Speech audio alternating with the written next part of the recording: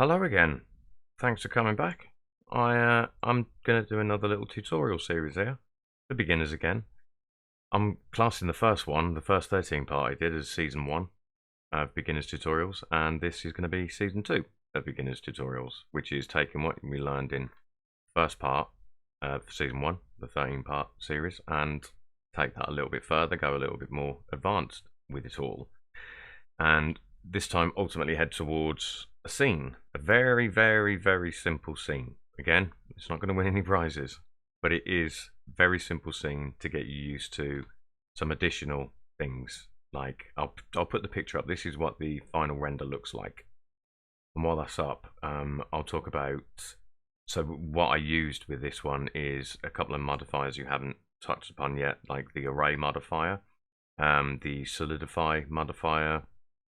We do a bit more with the skin modifier, and most importantly the subdivision surface. We didn't talk about it at all because it was unnecessary, but now we have a need to talk about the subdivision surface modifier, and we do a little deep dive into that because there is some information that's very useful to know when you're using a subdivision surface modifier, and we'll discuss all that.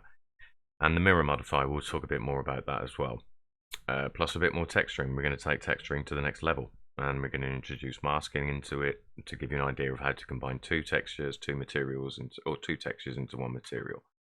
So again, without further ado, let's get cracking, guys. So, and again, anything that we discussed in the first 13 parts, I won't be going over in great detail again. I'll probably still touch upon it, but so it's important that you've gone through the first 13 parts to get cracking with this.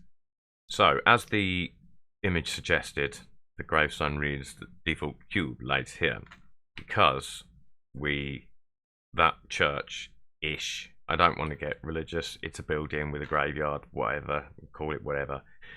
But it started with a cube. The whole thing comes from a cube.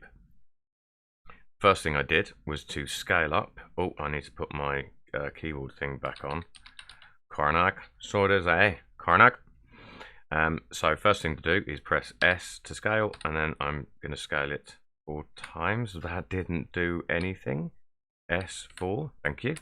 So 4 times, which gives us, if you press N, remember if that's not up, this menu, just press N, and then under item, you've got, it's now a scale of 8 meters, so it's an 8 meter large cube. These, by the way, we didn't talk about this at all. This menu will grow as you get more, if you want to, more Blender add-ons. I'm trying to do tutorials without the need of any add-ons at all.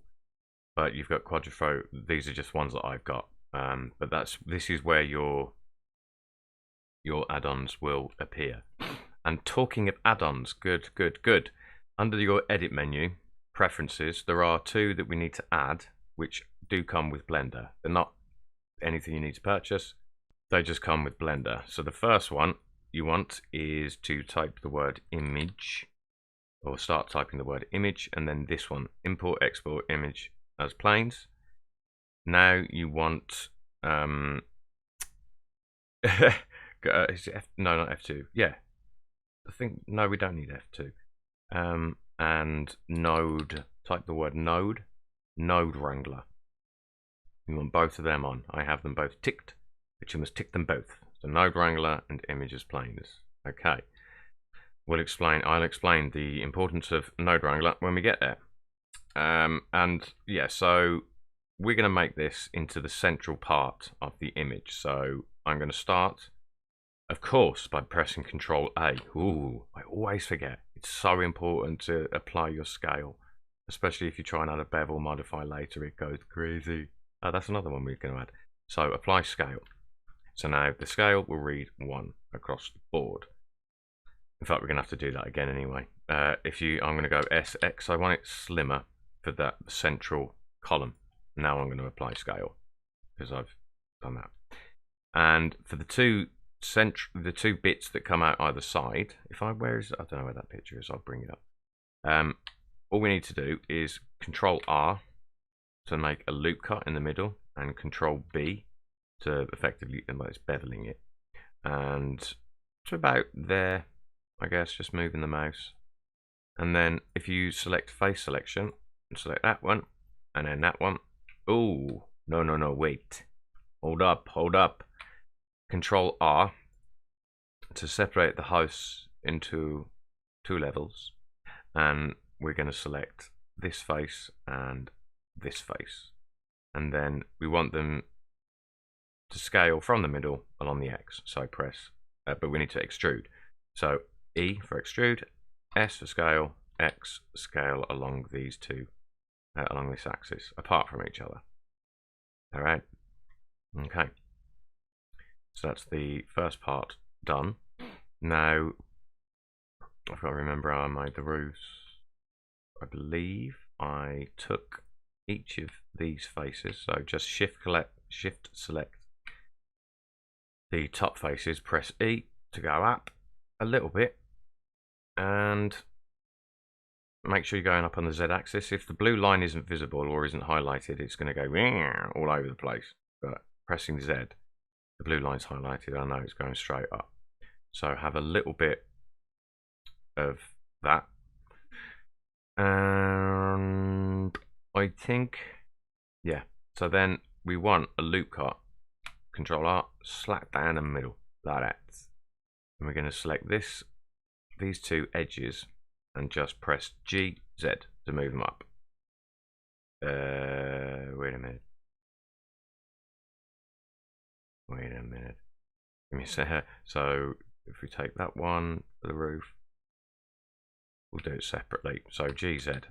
So yeah, that's those little roofs. And we are going to have to do this separately. So up the first one. If we go into 3, press 3 to go into side view. Normally, if I want absolute 3 directly from the side, I've got to press 5 as well now. I never had to used to do that. They must have changed it because I was not aware that, as I say, pressing 3, we want it directly on the side so that we know we're getting, looks like roughly the same arc. All right, and then we're going to have to press 5 to get out of isometric mode, and then we'll just bring these up to match that that thing.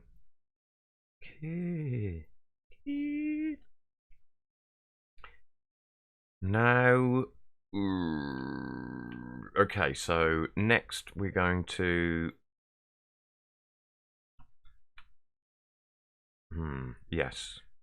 So this is the first time you'll have used this, the knife, which is this one. So K is the shortcut.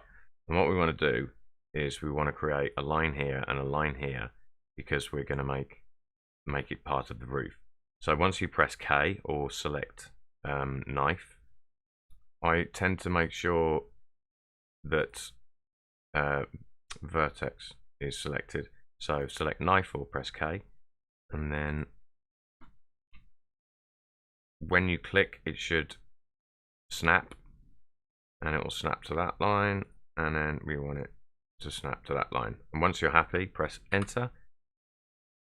And we are going to be left with triangles here, but we can deal with that in a second. And we'll do the same here. So select this vertex, and we want it as parallel as we can get it, and down there. There are several ways to do this, and I'm sure the way I did it the first time around to just see what I was going to do was different, but it still works. And we'll do the same. No, we don't, because what we're going to do now is we're going to use the mirror modifier. So we only need to deal with one side. Right, yeah, enter. I don't know what's happened there. Oh wait, did I not put the line in? Stupid. Okay. Enter. Thank you. Right, and we go back to, I tick this one, which is usually V, that's W. And to deal with this problem of the triangles, the tries, all we got to do is that and that. And now we got 1, 2, 3, 4, bush. Happy days. Oh, we weren't going to do that because I was going to slap, yeah, ignore, I did that. Never mind. Slap a loop cut right in the middle. Control R, right in the middle. And then press 1 to go into front view, and press 5 again to be absolutely in front view. and then either click on the X-ray or press Alt-Z. And if you box select all of this up but leave the central line and press X and then delete all the vertices, tab to go back into object mode, and then under the modifiers panel we just click mirror, add a mirror. We don't have to do anything because it's dead central. So Alt-Z or click X-ray, and I'm going to come out of, by pressing 5, out of thingy. So there we go. So now we only have to edit this side of the house. Oh, I thought, didn't I do that?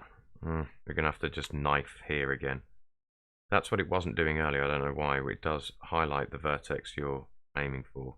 So let's do this and do that and press enter. And now I'm going to try and make these 10 minutes. Right, we're just going to select both of these, extrude, and there we go. And it will be the same on the other side. And then we'll come back in the next part to just do more, I guess. Okay, right, I'll see you in the next bit. Bye.